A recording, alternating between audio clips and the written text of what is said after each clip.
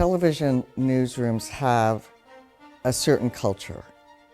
And in the 1970s, that culture was all men. To break into that, I remember the chief photographer, my first day on the job, said, "Great, if you want to work as hard as the other guys, fine.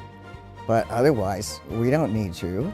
And I said, "What, you think women are what, you want them in the kitchen, barefoot?"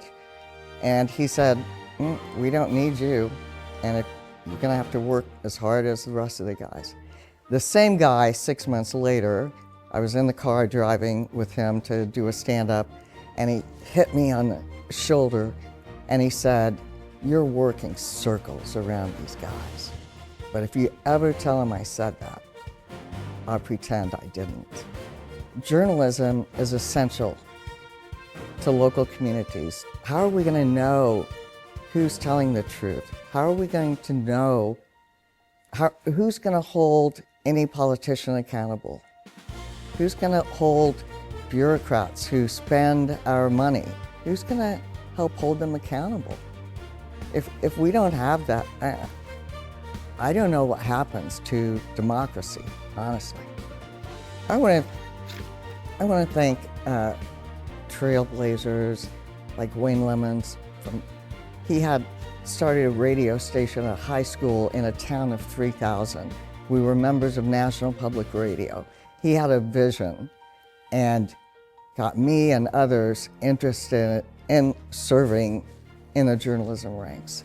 I want to thank people who got me into this business. Ned Reynolds, who was a legendary sportscaster in Southwest Missouri. He's the reason I got into TV. Ed Filmer taught me how to tell a TV story. I want to thank my brother, Lee, and my sister-in-law, Tina, who have spent hundreds of hours counseling me on the phone about my career and about life in general. My awesome nephews, Ryan, Alex, and Nick, who always believed in Aunt Joyce. There's a village of people who have supported me throughout my career. And then in Oklahoma City, especially during the bombing, if the main anchors, Kelly, Jennifer, Robin, the main managers in the building, Des, Sherry, Chad, if those people had not supported me in my position, nothing would have worked.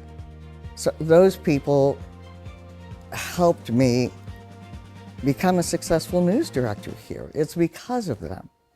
The people like David Griffin, of course, who taught me to ask questions and not make statements.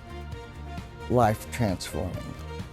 And my husband, he went through good and bad weather with me throughout my career, and now he's taught me that retirement can be pretty sweet.